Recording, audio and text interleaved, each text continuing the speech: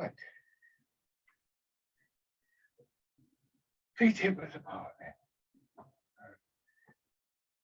It's nice and relaxed.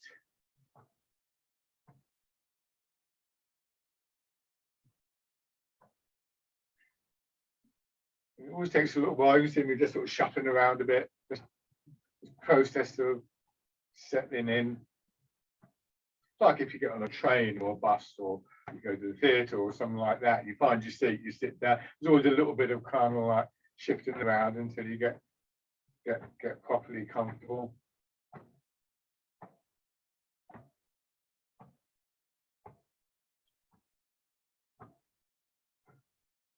Wait a little bit forwards. And depending on your experience and on what's working for you, that can be sort of worked with in various ways. You can think of a focal point just behind the ball of each foot.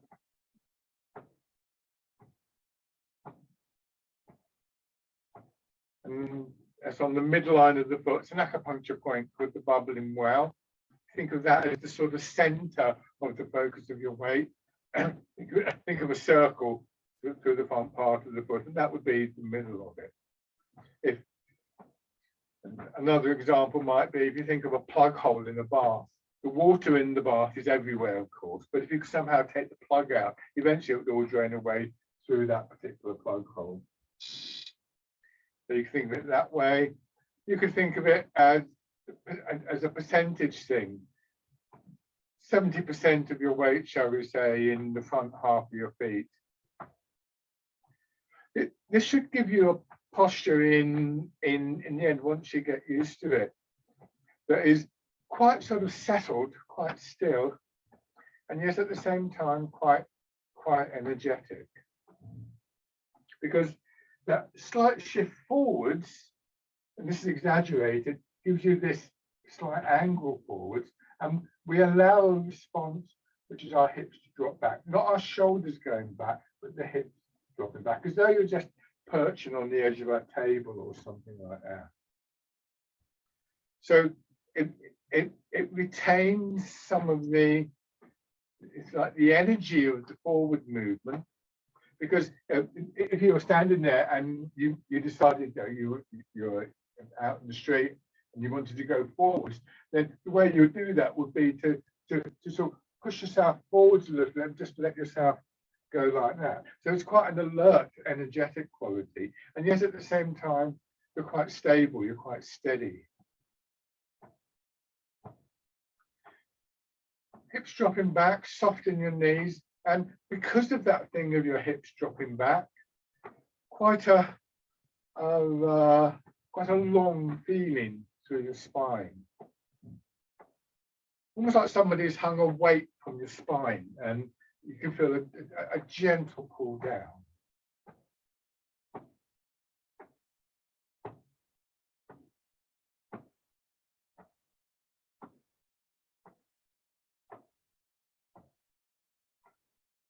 So that lengthening in your spine again gives you quite an energetic quality.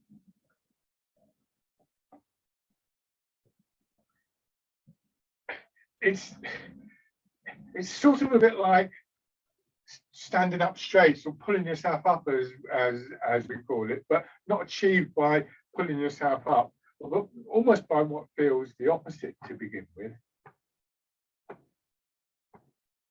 It's helped by the alignment of your head on the top of your spine, where we pull the chin back, and that just raises the occipital ridge. It also brings to the top of your head what we think of as the crown of your head. If you think about the fontanelle in babies, the soft spot in babies, just slightly behind the tips of your ears.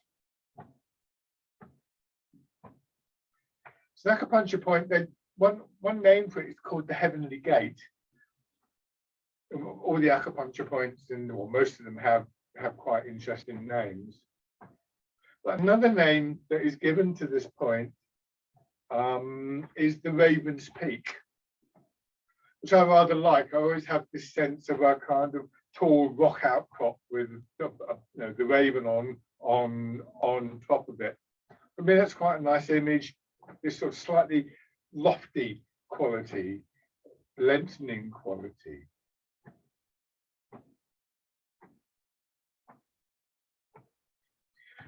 You can think of your spine as part of the sort of central axis of the body, part of what you're turning around.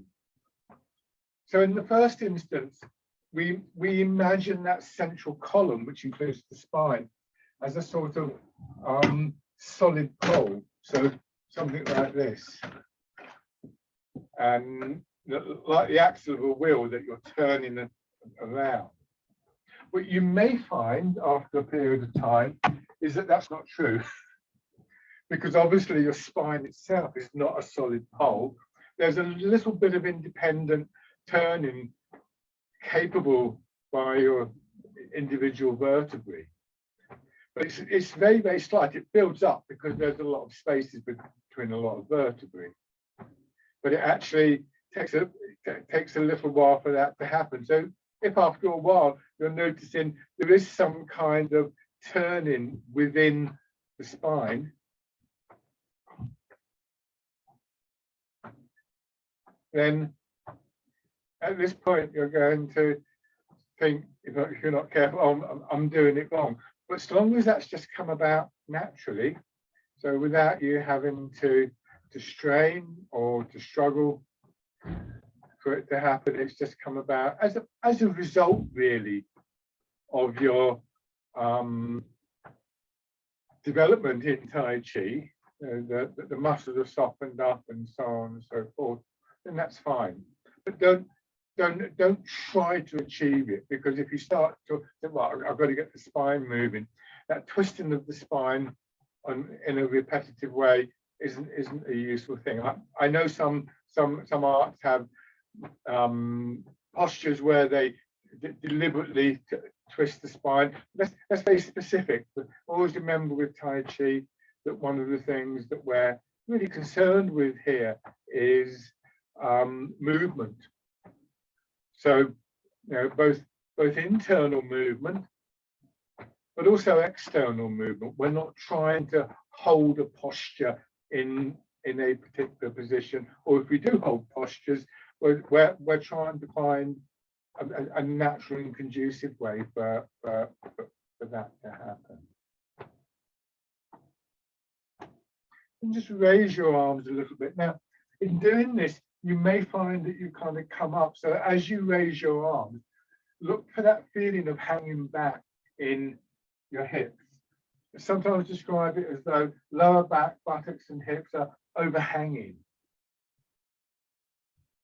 So there's many different ways that you can encourage this posture.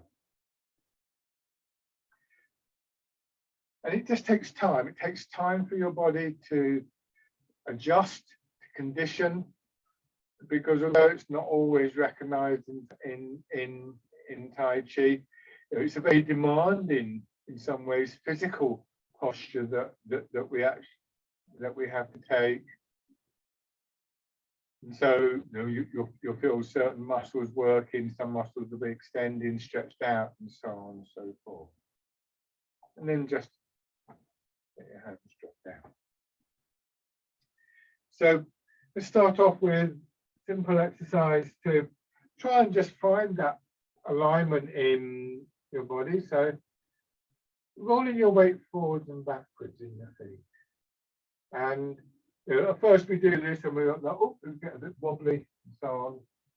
And just reduce the amount of movement until at no point do you feel as though you're having to stiffen up, to strain, to grip, just in order to stop yourself stumbling forward or backwards. And that would take you roughly from the ball of the foot to the front part of your heel. I mentioned earlier where we look for the alignment.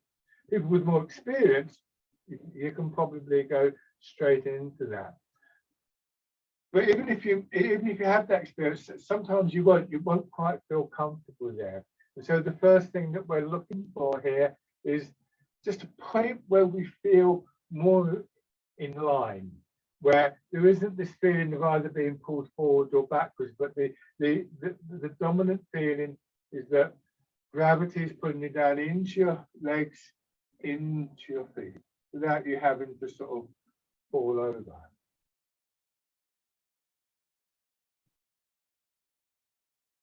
And just see if you can rest there for a moment. And then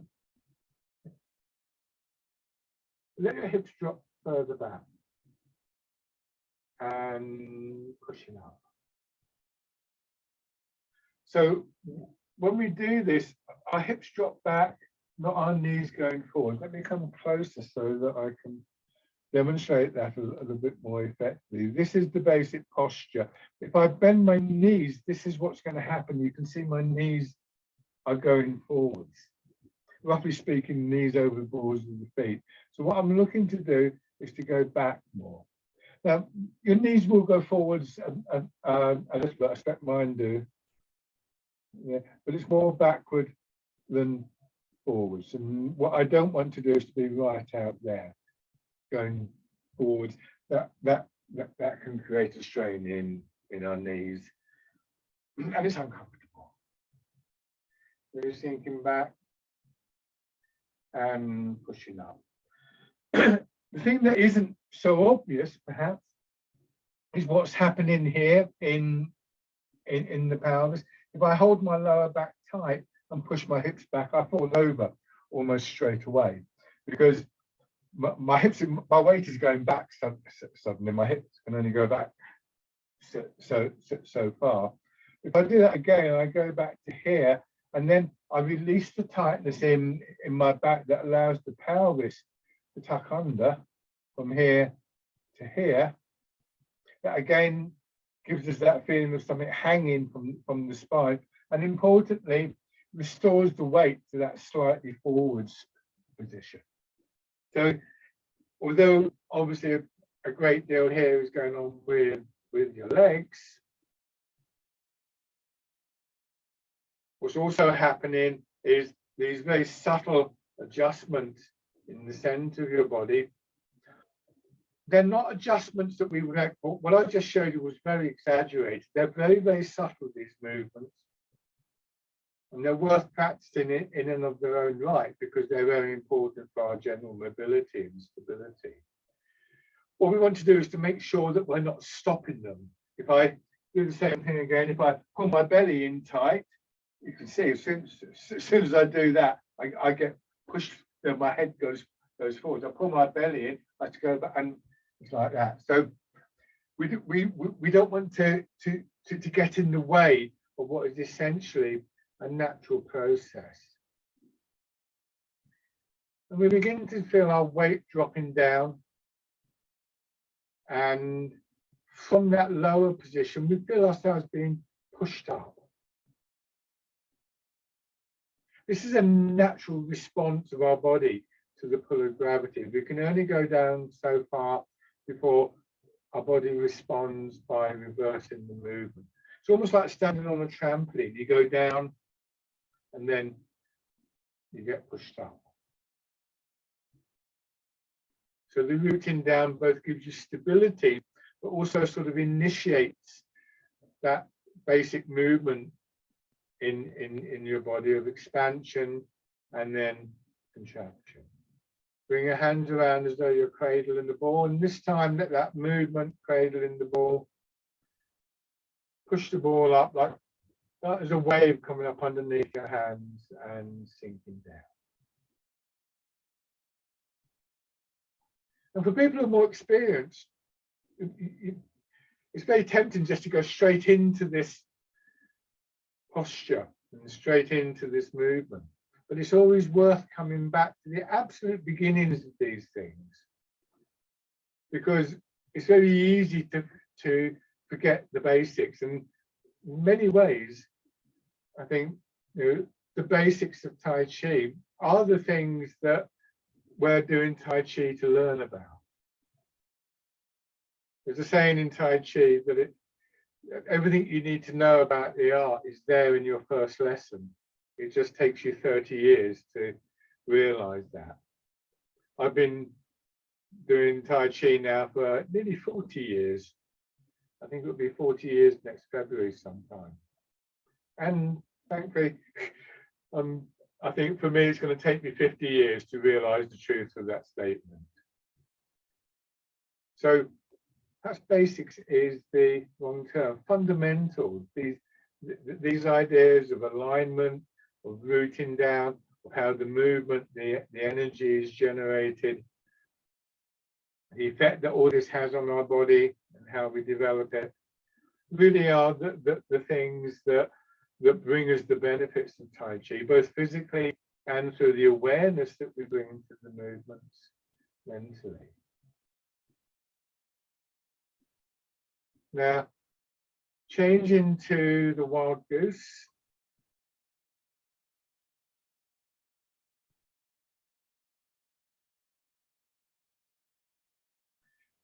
So having established the basics, what we try to do now is to build on those. In many ways, it gets progressively more difficult. And certainly with a lot of the Tai Chi, Qigong movements, it can be quite complex, quite demanding in one way or another. And I suppose you could regard them as I think a test is probably the wrong way of thinking of it, but it's a challenge to those fundamentals, and they encourage us to build the fundamentals in that way.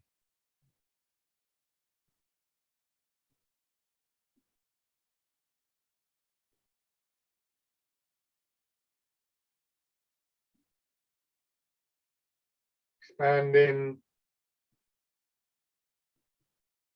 and contracting. One more time.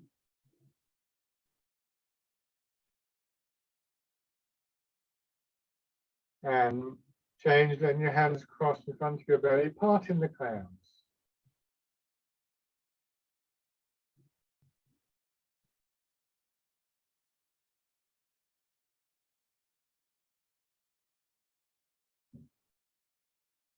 Again, let your body produce the movement rather than trying to force your body to do something. And with this one, it's important to realize this is not a stretch upwards. It's the expansion in your body, the movement up from the ground that pushes your arms upwards and outwards. It's gravity that draws everything back down. So if I go to here, I'm fine. I go to here and you can see my shoulders just come up a little bit.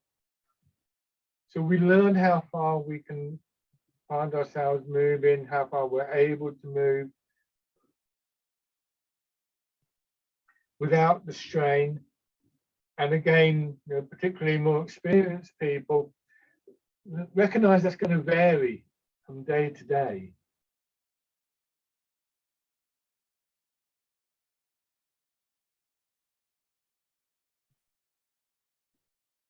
Parting the clouds suggests a sort of opening, expansive upwards. There's nothing wrong with that. Just don't let it get you to this sort of position. Do one more of these.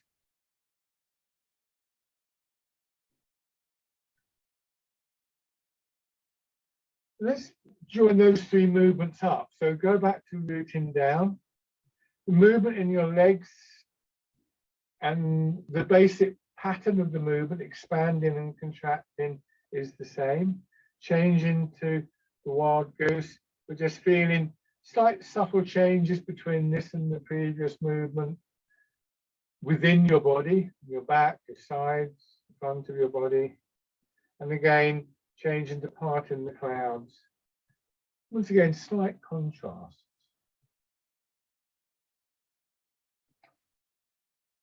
So lots in common between the movements here, but also very subtle variants. And again, for more experienced people, this is an opportunity to train your attention to really recognize those variants, to take this meditative element of the art just a little bit deeper into your body.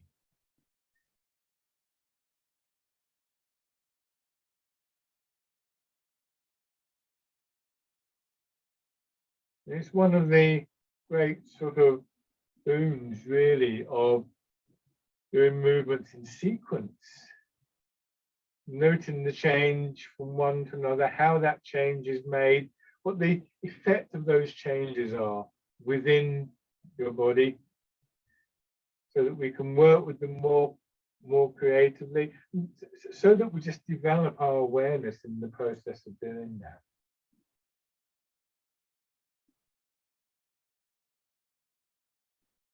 One more round of this.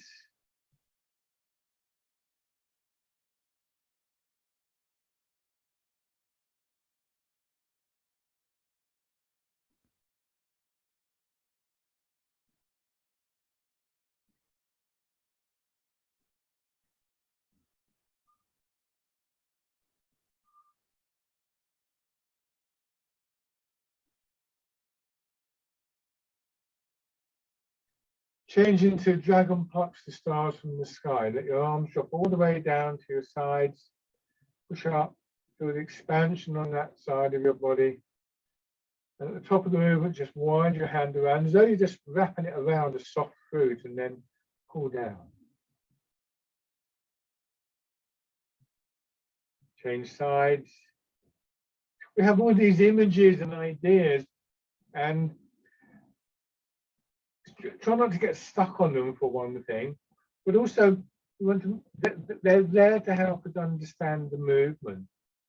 And so one of the things I used to say to people with this exercise is it's like plucking an apple off a tree, which is true to an extent, except that after a while I realized that an apple was probably the wrong idea, because when we do this, the space inside your fingers is hollow. You're not squeezing hard. So I decided to start thinking about a peach. Peaches are quite soft. They're also quite a traditional image in these arts in various ways. And so it just encourages you to wrap your fingers around quite softly, not to squeeze hard, which would create tension in your body.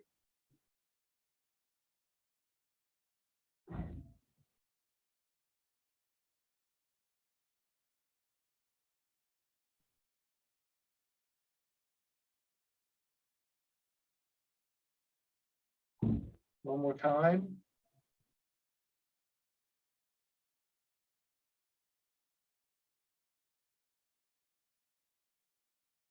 Now, bring your hands to your sides.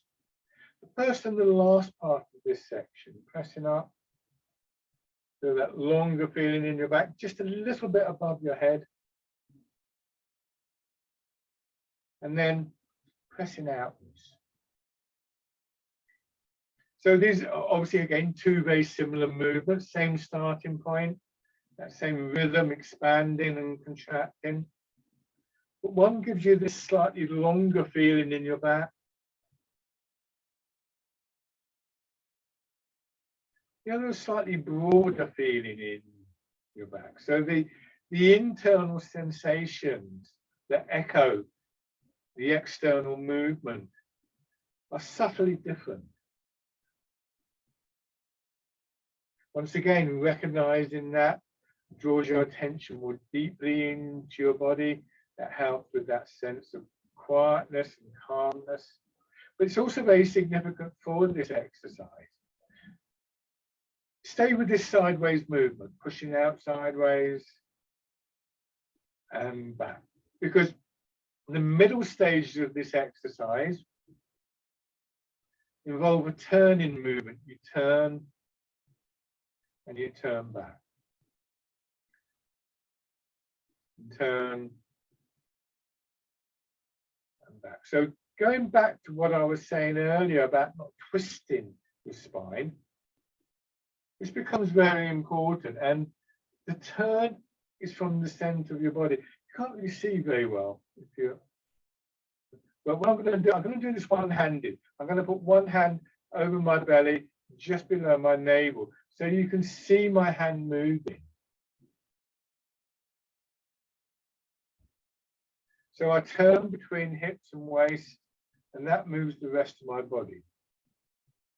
What I don't want to do is this, because now I'm twisting my back up in the middle. Again, here, I'm twisting my back up. It's not a comfortable feeling. So now, stringing together all four movements, starting with push upwards. Remember, a longer, broader feeling through your back.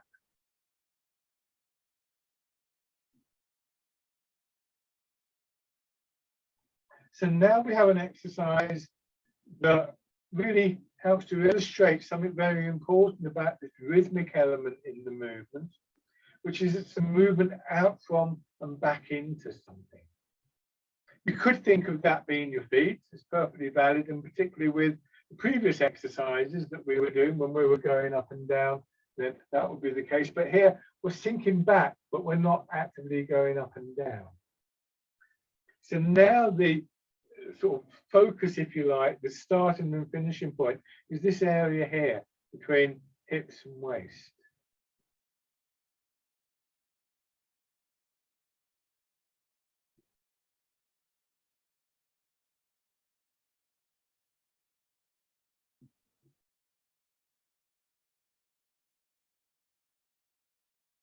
So depending on the exercise, you might have a slightly different view of where the sort of focal point, if you like, the central point is.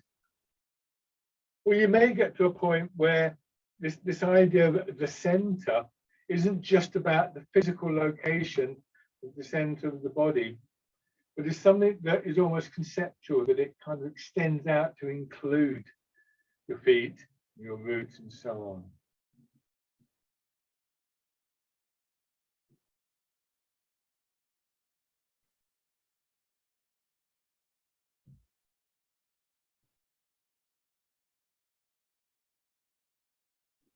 One more round.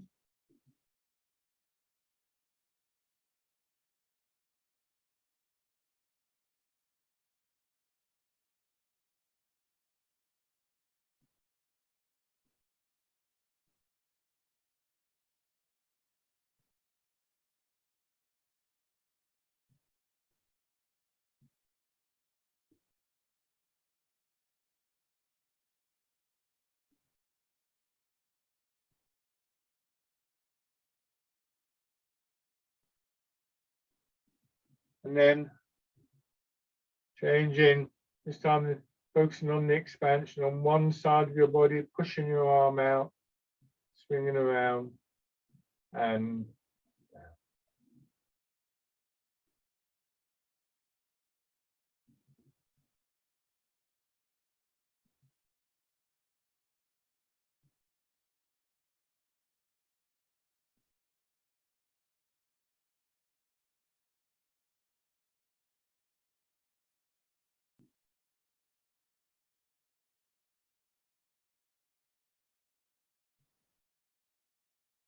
And then, if it's comfortable for you, turn again, the turn from the center of the body.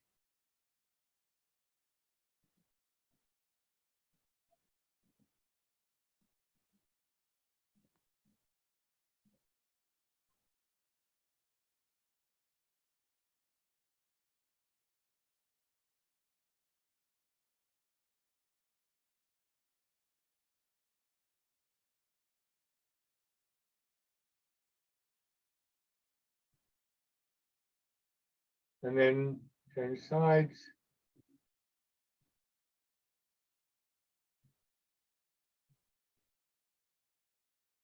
Notice any difference between one side of your body and another. This is normal to find that.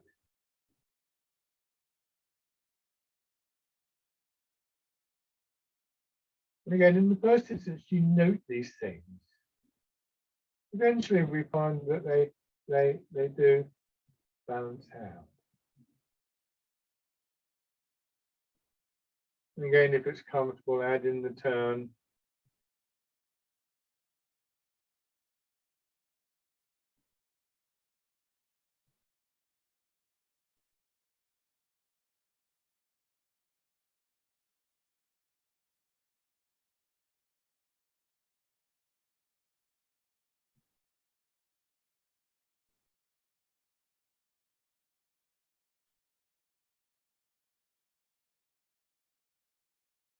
Let your arms have a rest.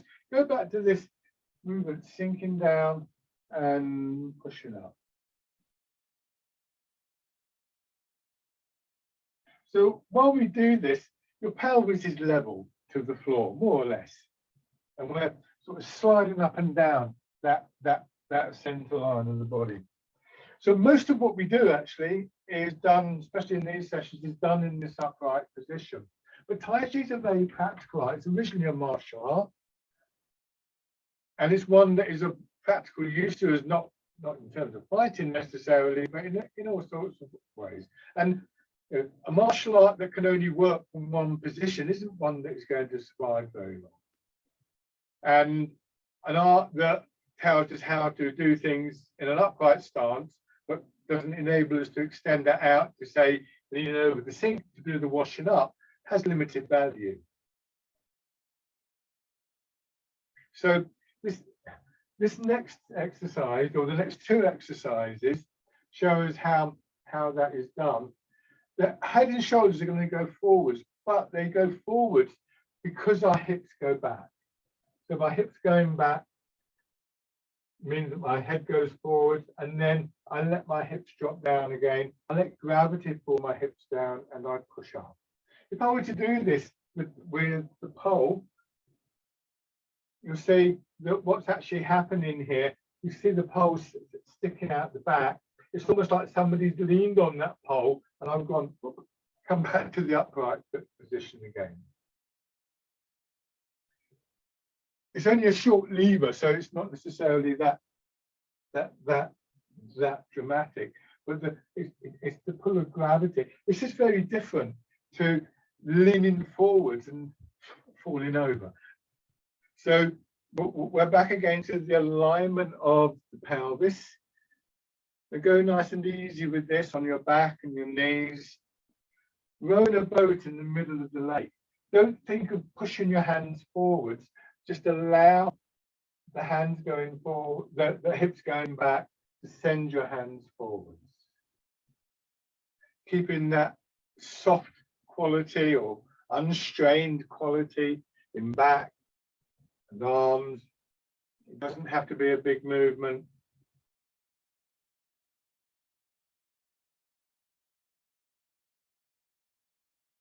Rowing a boat in the middle of the lake.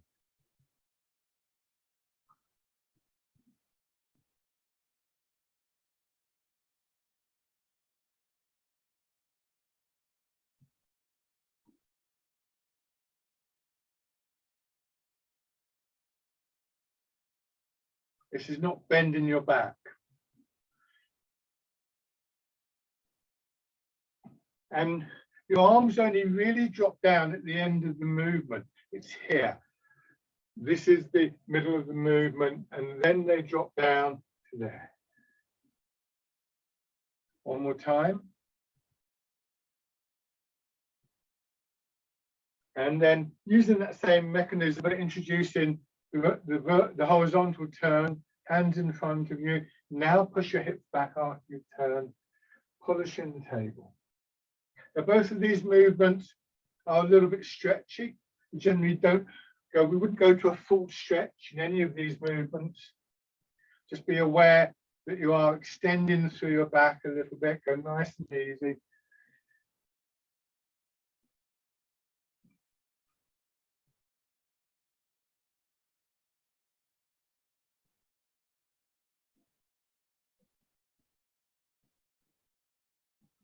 One more on each side.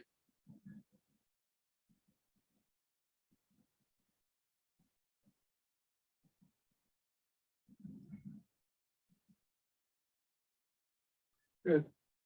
And then just go back to this early swinging exercise, just to loosen your back and your shoulders.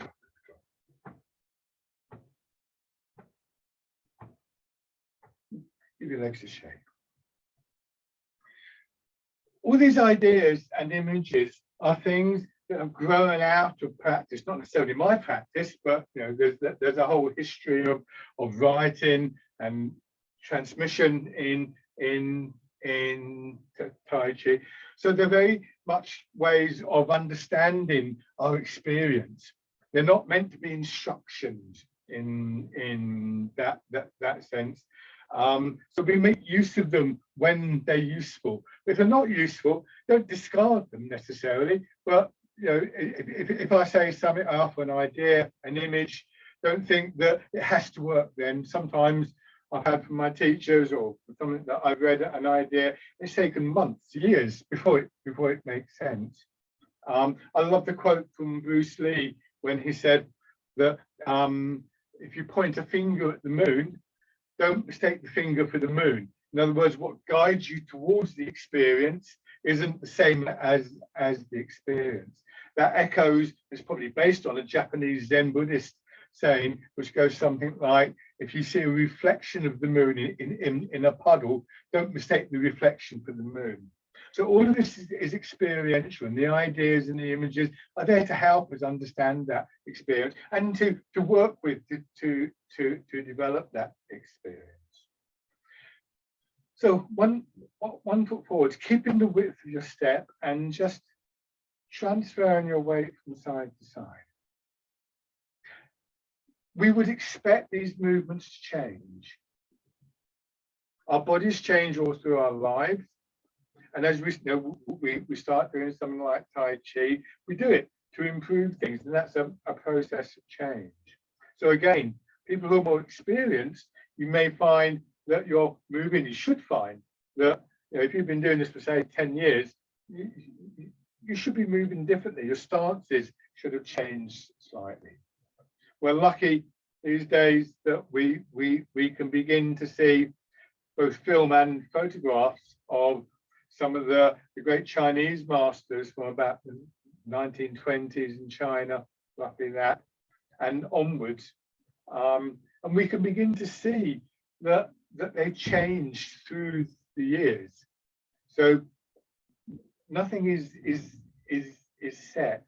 So we're very dependent on how it feels. You feel stable, your weight sinking down, a kind of open quality in the upper part of your body. You want to feel that when we give a little push from, say, the back leg, the movement forwards is unrestricted, or at least it's not something we have to strain. We also want to feel, though, that there's more than just a kind of floaty feeling going on.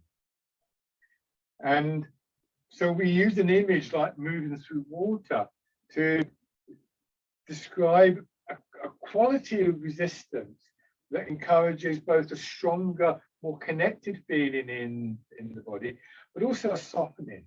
I think most of us probably have a sense of what it's like to move in water. If you haven't, if it's not making sense, fill a sink up with water, put your hand in the sink and just move it to and fro. If you stiffen up, if you tighten your hand and really tighten the joints, you'll meet a lot of resistance, and it'll be really hard work. If you can soften, then you'll feel that more of your arm is being used. You're using a greater range of connections in the body, and it will also feel stronger in a very particular way. And that's the sort of feeling that we're looking for all the way through these movements. Everything in Tai Chi is based on what we might think of as the natural structures, the natural patterns of movements within our body. We're not imposing something on our body that it hasn't evolved to do over the last, like, however long it's evolved for.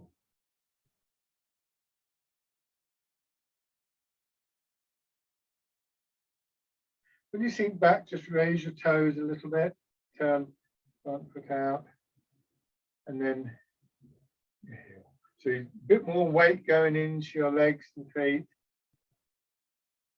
Feel the weight sliding down. And there's, particularly perhaps in the upper part of the body, this is very strong on the legs, but a feeling within the body of smooth movement.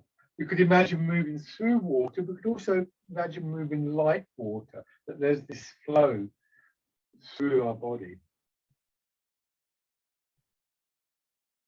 And then Settle down, find your alignment and step in. Try not to sort of balance. If you can be stable and in line, you shouldn't need to balance.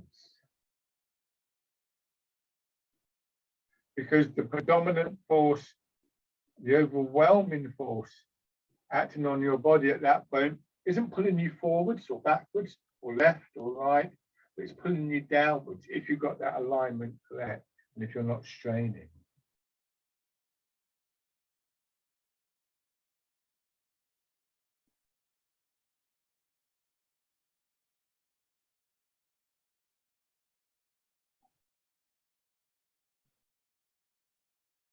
And then on the other side.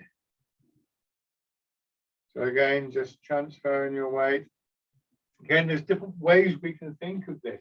I talked earlier about that trampoline type effect, that when we sink down, we get bounced up. So you might want to practice this with an idea that you're just going to rest on the leg. You're going to let yourself sink down until you feel the push up. It can be quite interesting doing that on different surfaces, on say a mossy lawn that has a bit of springiness to it, rather than a hard concrete floor, or maybe a wooden floor that has a little bit of give, and so on and so forth. So there's a connection there to the environment around you. Another thing you can do is come to rest and then deliberately push back or forwards. Again, there's various ways you can think of this. I mentioned that idea of the center going down into the ground. If you imagine that you're sitting on a big ball, like one of these big blue balls that they get in gyms these days, the Pilates balls, I think they're called, and you're just sitting there and you're just rolling the ball forwards and backwards. Again, no one image is correct in and of itself. No one image is the way of doing it. They're all ideas that feed into our experience of the movement. And just raising your toes and your heel.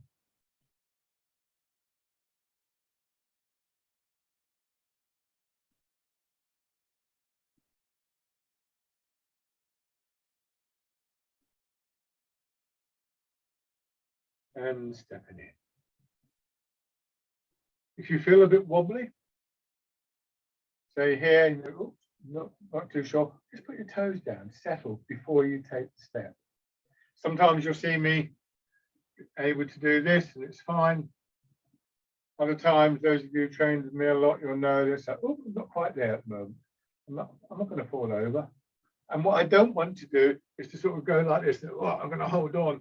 The whole idea is to soften the body, not to stiffen. But this time, going forwards or backwards, depending where the space is. Take a few steps, plant the foot carefully.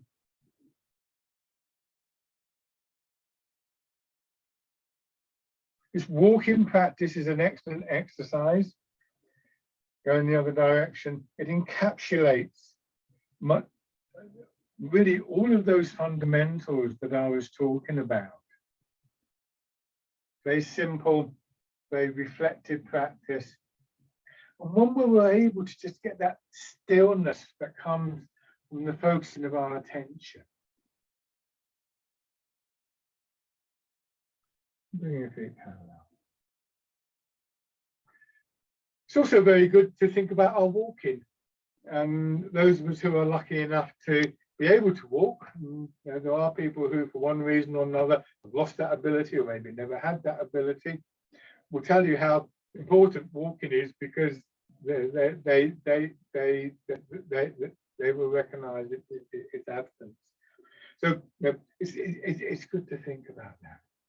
Now have your right foot forwards, sink back, and as you go forwards this time, just leaving your hands behind for a moment, as though you were moving through water, letting your hands swing through.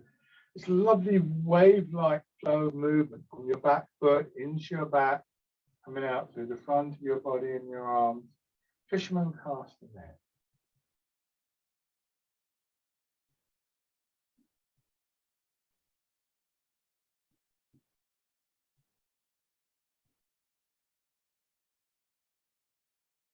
we begin to get a sense for the whole body now, all of these different elements, the weight transfer, rooting down, movement generated by the transfer of your weight, complemented, supplemented by the changes through the upper part of your body, all contribute to all part of this movement. And again, a good one to practice because it's very simple, basically. But now this time, when you come back, bring your hands in front of your hips, turn the palms of your hands forwards. Try and keep all those elements that you've just had in this movement, but just slightly more structured, slightly smaller space for your arms to move in, slightly narrower space. And this gives you a stronger movement. This is pushing wave. The effect, the transition between the previous exercise, casting the net, and this one is almost the same as if you're watering your garden and you've got a hose pipe, and then you put your thumb over half the gap that the water's coming through, and suddenly you get a stronger jet of water. It's the same water, you haven't changed the pressure leading into that point, you've just narrowed the gap a little bit, and that's really how we feel that movement getting a little bit stronger. Do this one more time, and then sink back, let your hands drop down, and now turn to your right towards the front foot, and let that separate your arms. Come forwards, settle into the front foot, and turn. This is Wind Blows the Willows.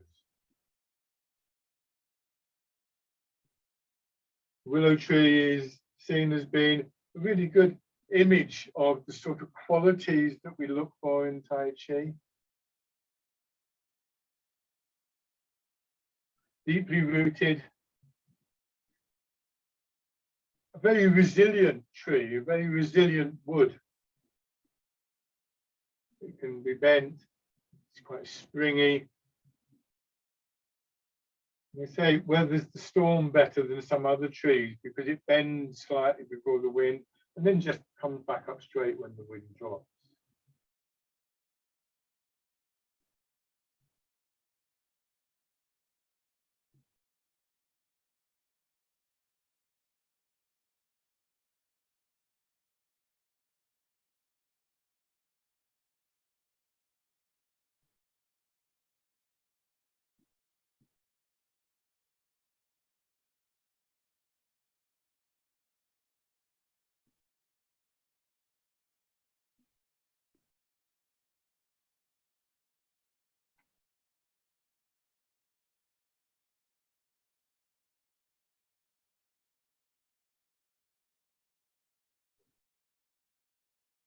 Okay, good. And shake out. So have your left foot forwards. Keep the width of your step again. Starting again with fisherman cast the net.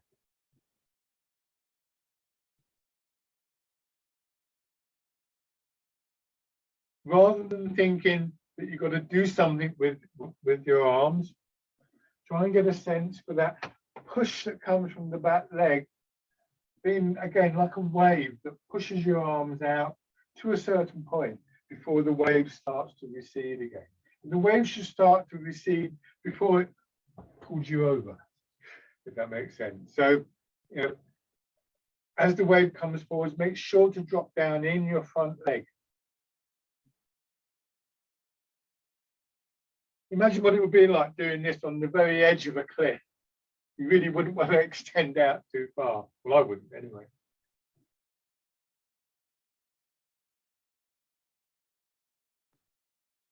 If you do feel that that's restricting the movement of your arms, then you might decide you want the arms to go further. And the way to do that would be to build from the legs upwards. One more time. And pushing wave. And again with this one, notice where my hands end up, more or less above that front foot. Give or take a centimetre or two, but we're not right out here. You can see now I'm being pulled forwards. So you wouldn't expect this to be a long movement. It's like if you were helping somebody push a car along, you know, to jumpstart the car with something like that, and it suddenly burst into life and went roaring up the road. If you were out here, you would fall over, and you kind of know that, so you'd be pushing it like that. And it's a stronger way of doing it as well. Your weight's behind the movement. One more time. And then sinking back, and this time you turn towards the front foot. Wind blows the willows.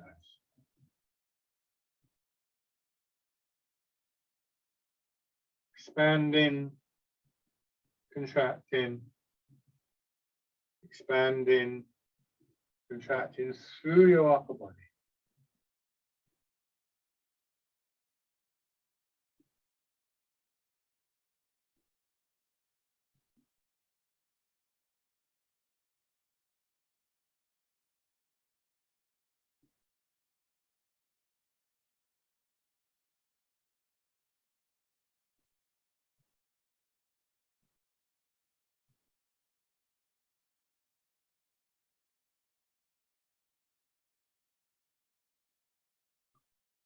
The next time you come forwards, once again, very carefully raise your back heel, bring your foot in, and then step forwards. This is dragonfly skim into the water. And again, very carefully, you might want to put the toes down there and step through. I know some of you can do it better than this, or not better, but you can raise the leg more, but don't for the moment. Just feel the basic movement going back. This central part here is really important. If I'm twisted over at this point, I'm going to fall over, as I just did there, very ably demonstrated. Yeah, so remember that feeling of the pelvis being level. Just feel what's involved in that. And then we're going to go forwards and backwards again, but this time when you go forwards, if you're comfortable with this, you can raise the leg without tilting the pelvis.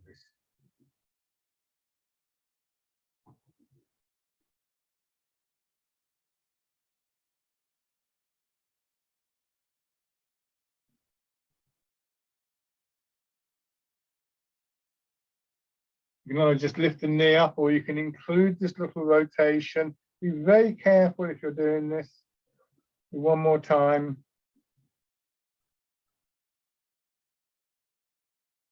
Step back. So dragonfly skims the water. As your knee comes up, if it's coming up, you should feel your hips dropping back more. Or perhaps the other way around, drop your hips and use that downward movement like one end of a seesaw to raise your knee.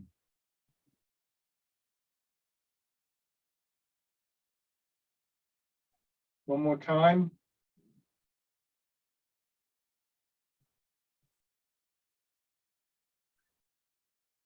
Shake out. So that, sometimes we reframe things. We think, oh, I want to lift my foot up, so I need to drop my hips. And actually, if you think about it, ideally it would be the other way around. If I drop my hips, that can bring my foot up. If I think, well, I'm going to raise my foot and then drop my hips, it might be too late. So these ideas begin to help us shape and rethink the movement, which is important. Okay, so rub your hands together, tapping over your face.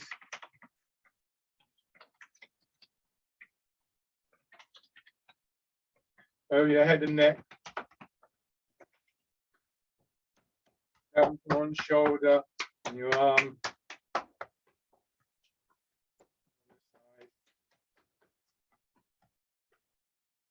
Your back, lower part of your back. Around your hips.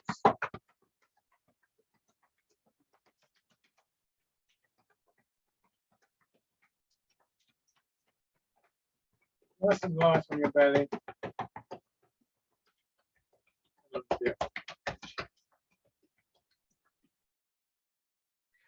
I said at the beginning, this thing about everything you need to know about Tai Chi is there in your first class. It just takes you decades to realize that.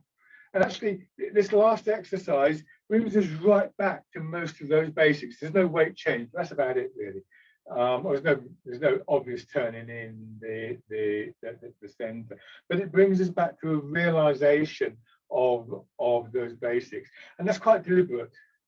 This is a very common way of finishing. There's always some kind of closing thing that brings us back to this basic posture. This is embrace tiger, return to the mountain.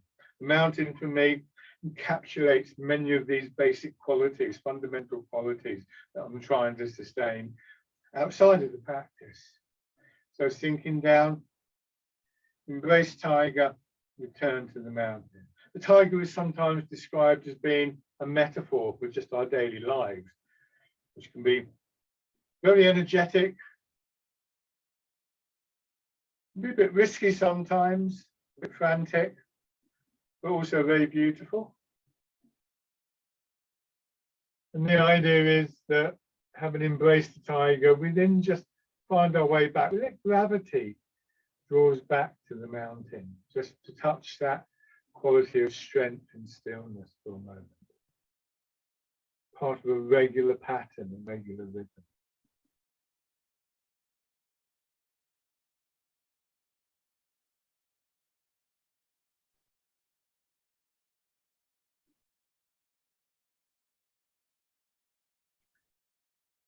And just settle down, stand quietly, take a couple of slow, gentle breaths to finish.